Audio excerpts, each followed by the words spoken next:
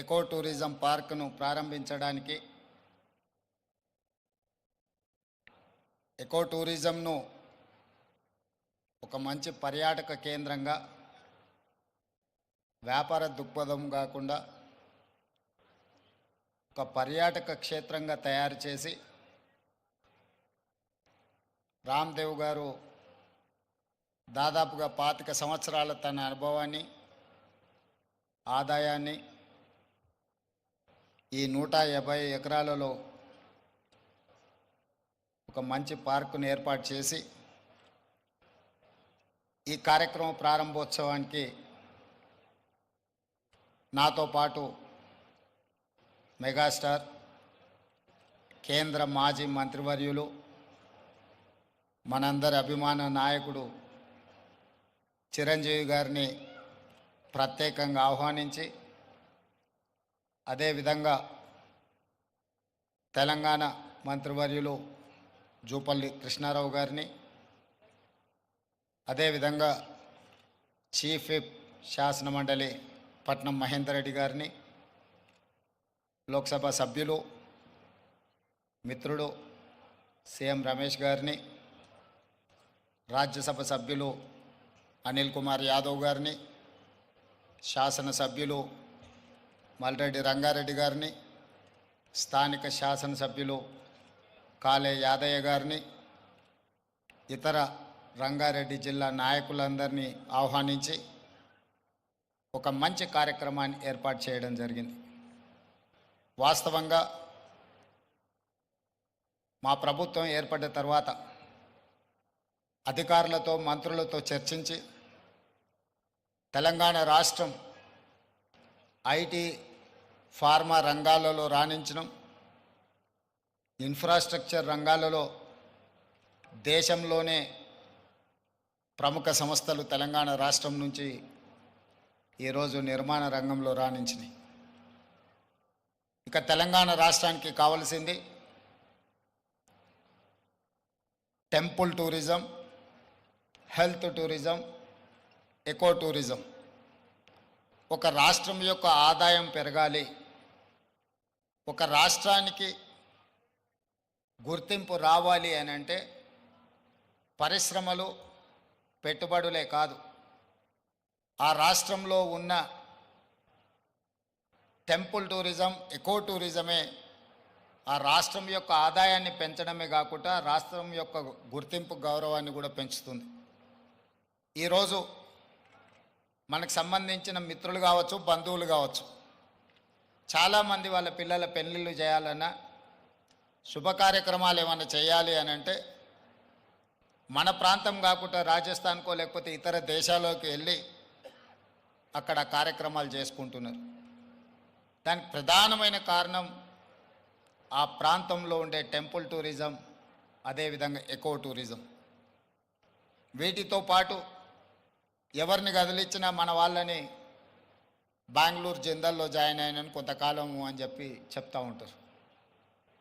మనం ఈరోజు మందిరాలను దర్శించుకోవాలంటే తమిళనాడుకో ఇతర రాష్ట్రాలకో వెళ్తున్నాం. ఫారెస్ట్లో ప్రకృతి సహజ వనరులను చూడాలి అంటే మధ్యప్రదేశో లేకపోతే ఇతర రాష్ట్రాలకు వెళ్తున్నాం. అదేవిధంగా హెల్త్ టూరిజం విషయంలో కూడా మనం ఎక్కడెక్కడికో వెళ్ళాల్సిన పరిస్థితి. కానీ అన్ని సహజ వనరులు ఉన్న తెలంగాణ రాష్ట్రంలో ఇప్పటి వరకు ప్రభుత్వాల దృష్టి ఈ హెల్త్ టూరిజం మీద, ఎకో టూరిజం మీద, టెంపుల్ టూరిజం మీద ఫోకస్ లేకపోవడం వల్ల అద్భుతమైన ఆలయాలు ఉన్న తెలంగాణ రాష్ట్రం, అది 1000 స్తంభాల గుడి కావచ్చు, యునెస్కో గుర్తింపు పొందిన రామప్ప మందిరం కావచ్చు, లేకపోతే శ్రీశైలం కావచ్చు, రాజన్న వేములవాడ రాజన్న మందిరం కావచ్చు, ఇట్లాంటి చాలా మందిరాలు, ప్రపంచ ప్రఖ్యాతిగాంచిన మందిరాలు మన దగ్గర ఉన్నాయి.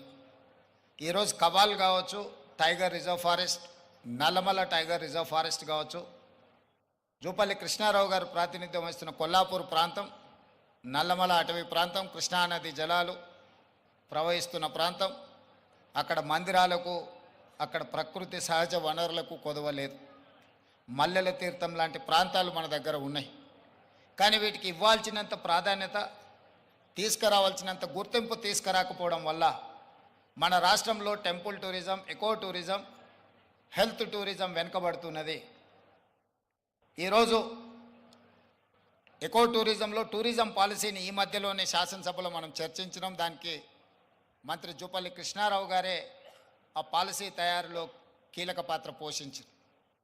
రాబోయే కొద్ది రోజుల్లో టూరిజం పాలసీని తీసుకొచ్చి టూరిజం పాలసీలో ఎకో టూరిజంను ప్రోత్సహించాలని ఈరోజు మన ప్రభుత్వం ముందుకు వెళ్తున్నది. కానీ ప్రభుత్వానికంటే ముందే ఎకో టూరిజం ఈరోజు రామదేవరావు గారి ఏర్పాటు చేసిన 150 ఎకరాలలో ఒక అద్భుతాన్ని సృష్టించిండు. ఈ అద్భుతం వారికి ఒక్కరికి ఆదాయం తెచ్చిపెట్టేది కాదు, రాష్ట్రానికి కూడా ఆదాయం తెచ్చిపెడుతుంది, రాష్ట్రానికి కూడా గుర్తింపు, గౌరవం తెచ్చిపెడుతుంది. ఈరోజు మనం మొక్కలు కొనాలంటే గోదావరి జిల్లాలకు వెళ్ళాల్సిన పరిస్థితి.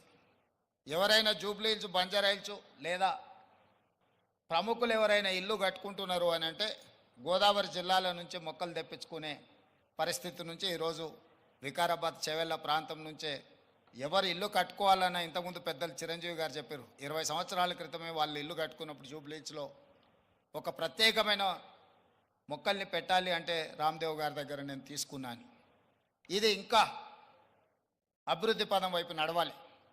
ఈరోజు ఇక్కడ జరిగిన అభివృద్ధి ఇక్కడ మన కళ్ళకు కనిపిస్తున్నది 30%. నేను అనుకోవడం ఇంకొక సంవత్సరంన్నర తర్వాత ఇది ఒక అద్భుతమైన పర్యాటక క్షేత్రంగా మారుతుంది అనడంలో ఎలాంటి సందేహం లేదు. ఖచ్చితంగా ఇది ఆ దిశగా రాణిస్తుంది. ఇక్కడ మేము కొంతనే చూసినాం, మిగతా ఏర్పాట్లు కూడా అద్భుతంగా చేస్తున్నారు.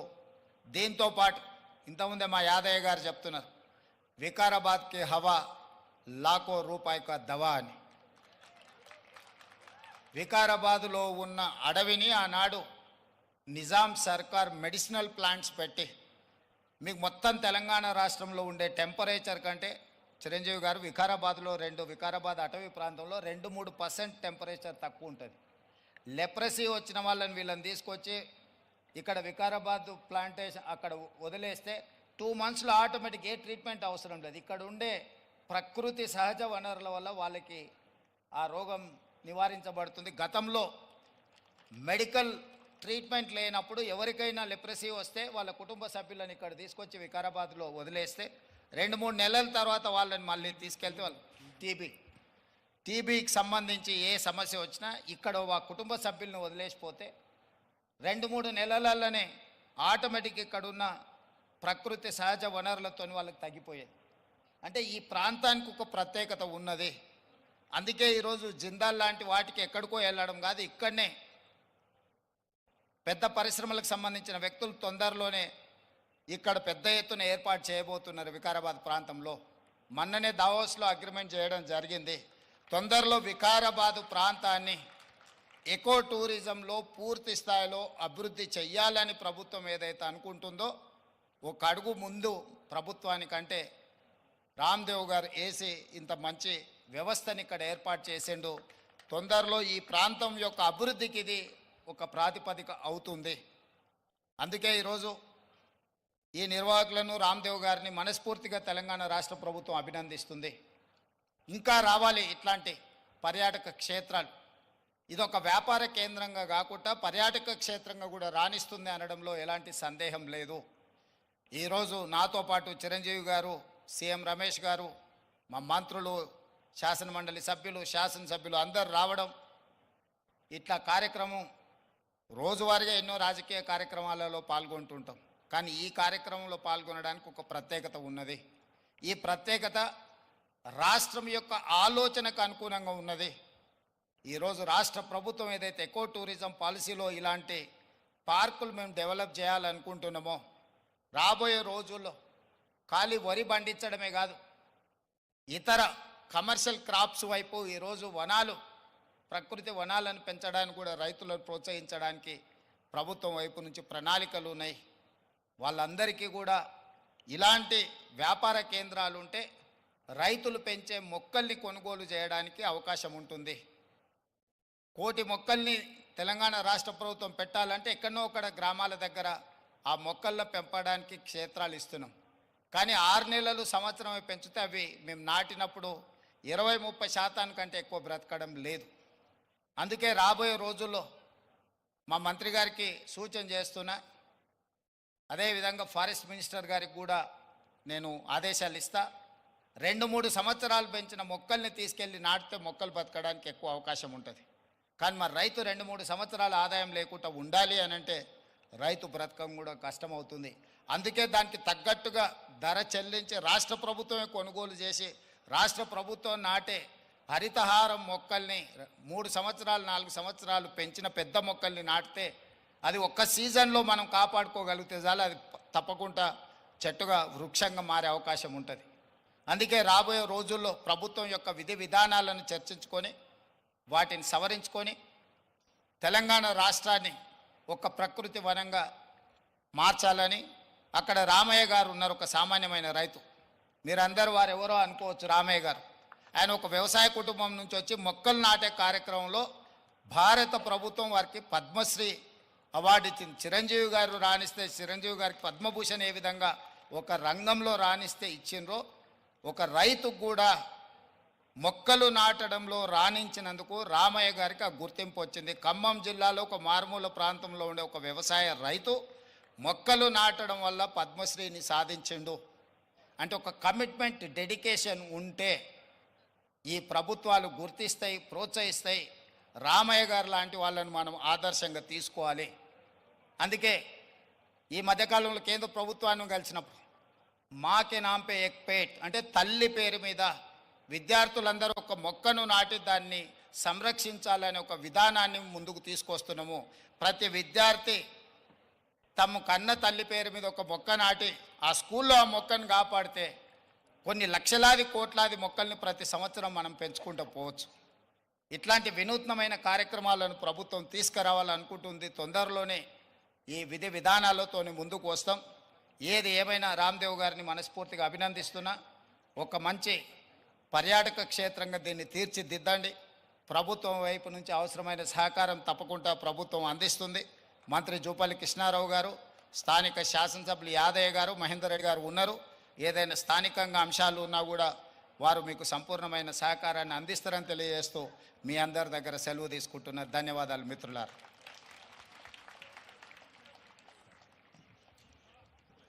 ముఖ్యమంత్రి గారికి హృదయపూర్వకమైనటువంటి